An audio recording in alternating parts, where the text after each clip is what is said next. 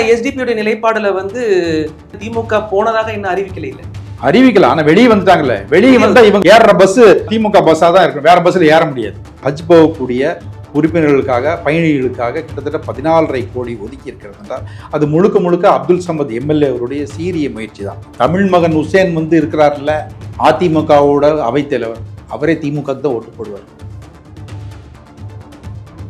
தமிழகத்தில் இருக்கக்கூடிய இந்த சிறுபான்மை கட்சிகள் அவருடைய செயல்பாடுகள் எப்படி இருக்குன்னு நீங்க நினைக்கிறீங்க? அரசியல் நிகழ்வுகளில் சமுதாய பணியில ஈடுபட்டு இருக்கக்கூடிய கட்சி அஞ்சே கட்சி தான். ஆமா, அது எல்லாருமே ஒத்துக்கொண்டு தான் ஆகணும். தமிழக முஸ்லிம் முன்னேற்ற கழகத்தினுடைய 2 சட்டமன்ற உறுப்பினர்கள் இருக்கிறார். மரியாதைக்குரிய அப்துல் சமத் அவர்களும் ப்ரொஃபசர் ஜவாஹிருல்லா அவர்களும் இவருடைய பங்களிப்பு எல்லாம் இந்த சமுதாயக்கு பெரிய பங்களிப்புங்க. ஹஜ் போகக்கூடிய உறுப்பினர்களுக்காக பயணிகளுக்காக கிட்டத்தட்ட 14.5 கோடி ஒதுக்கி இருக்கிறது என்றால் அது முழுக்க முழுக்க அப்துல் சமத் எம்எல்ஏ அவருடைய சீரிய முயற்சி தான். அந்த காலத்தில் பயணிகளுக்கான எந்த சலுகைகளோ எந்த போக்குவரத்து வசதியோ செய்து கொடுக்கப்படவில்லை.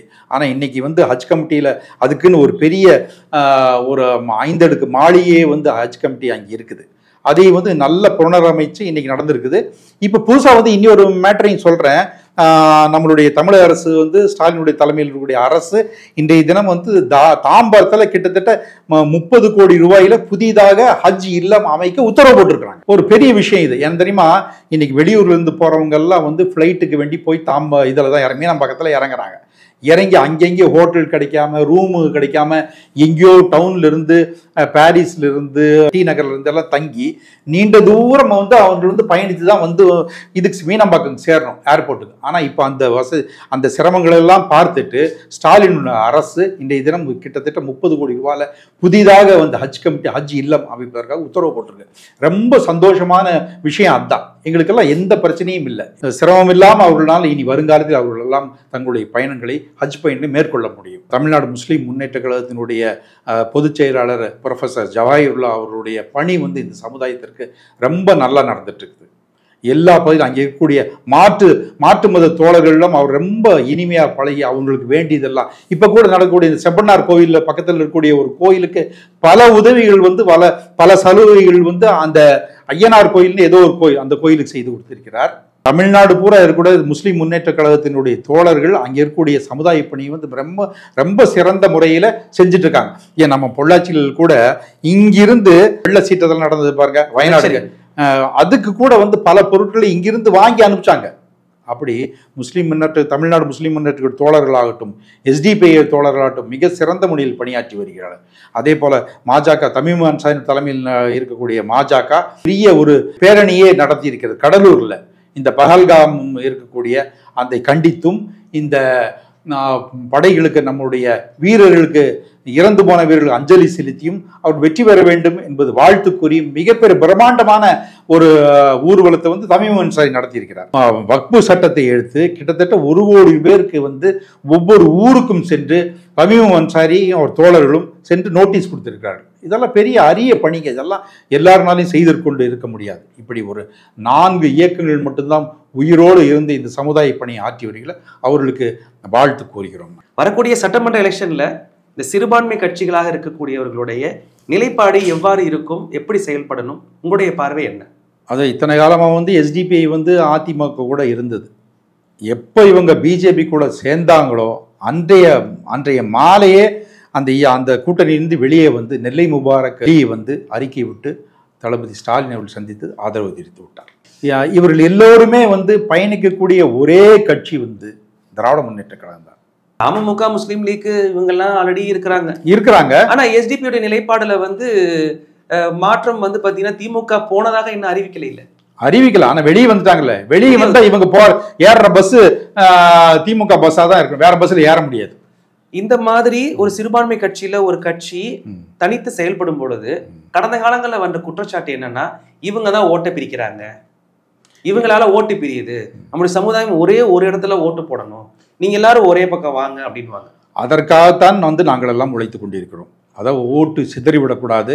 ஏதோ ஒரு சில இந்த விஜய் இப்போ போய் இஃப்தியார் நோம்புல கலந்துக்கிட்டாரு, தொப்பி வச்சுட்டு ஊர்வலம் போனார் இப்படின்னு பார்த்து ஏதாச்சும் ஒரு சில தோழர்கள், அது எங்கேயாச்சும் இருக்கிறவனுக்கு இது ஃபர்ஸ்ட் எந்த நியூஸுமே பார்த்துருக்க மாட்டான், அவன் தொப்பி வச்சுட்டு போனவனோ நம்ம ஆளுவோல் இருக்கு அப்படின்னு நினச்சிட்டு போகக்கூடாதுங்கிறதுக்கு வேண்டி நாங்கள் இந்த மெசேஜை, இந்த தமிழக அரசினுடைய முன்னேற்பாடுகளையும் முஸ்லீம்களுடைய முன்னேற்றத்தில் எப்படியெல்லாம் இந்த தளபதியுடைய அரசு முன்னெடுக்கிறது என்பதை வந்து இந்த மெசேஜை வந்து கொண்டு போய் சேர்த்தணும். அதுதான் தலையாய பணி.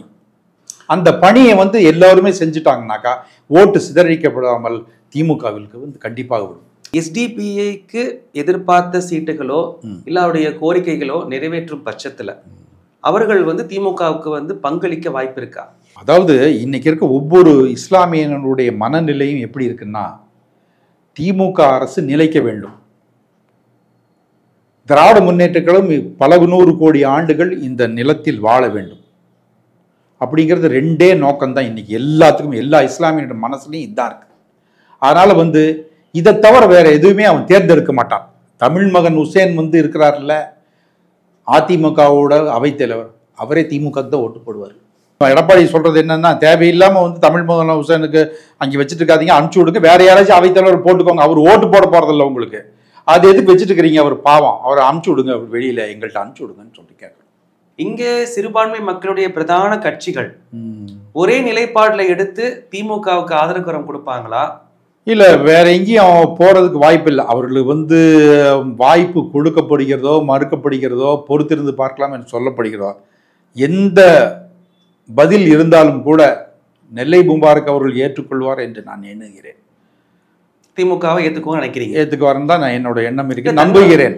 அதாவது வேற ஒன்றும் வாய்ப்பில்லைங்கிறத விட அவர் இருப்பார். நம்ம மக்கள் நலம் கருதி, சமுதாய நலம் கருதி.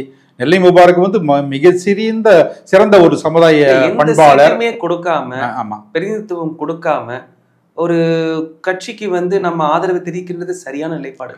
சரி, அந்த கால சூழ்நிலைக்கு ஏற்ப அப்படி ஒரு நிலை எடுத்தானோ. ஏன்னா இதோட முடிஞ்சிட போதா, எம்எல்ஏவோட முடிஞ்சிட போதா, எம்பியோட முடிஞ்சிட போதா, எத்தனையோ வாய்ப்புகள் இருக்கு. அந்த வாய்ப்புகள் நாம் பயன்படுத்தி கொள்ள வேண்டும். எதற்கு வேண்டி என்றால் சமுதாயத்திற்கு வேண்டி. அதனால தான் இந்த பல காலங்களில், கடந்த காலங்களில் கூட வந்து முஸ்லீம் லீக் வந்து ஒரு சீட் மட்டும்தான் கொடுத்தாங்க. ரொம்ப நம்மளுடைய ப்ரொஃபஸர் ஜவாஹிருல்லா வந்து கண்டிப்பாக எங்களுக்கு வந்து பார்லிமெண்ட்ல எங்களுக்கு சீட்டு வேணும்னு கேட்டார். அவரை அமைதிப்படுத்தப்படவில்லையா? அதாவது சமுதாய நலன் கருதி எல்லாம் ஒட்டுமொத்தம் சிதறிடக்கூடாது அப்படிங்கிறதுக்கு வேண்டி இந்த ஓட்டுகள் எல்லாம் வந்து ஒருநிலைப்படுத்த வேண்டும் என்பதற்காகத்தான் அந்த தியாகங்கள் எல்லாம் வந்து ப்ரொஃபஸர் ஜவாஹிருல்லா செய்தார். அதே போல பல தியாகங்கள் செய்த தோழர்கள் எல்லாம், தலைவர்கள் எல்லாம் இருக்கிறார்கள். அதனால் அந்த நிலைப்பாட்டை வந்து மாறி ஒரு நிலைப்பாட்டை வந்து நெல்லை முபாரக் எடுக்க மாட்டார் நான் என்று நம்புகிறேன்.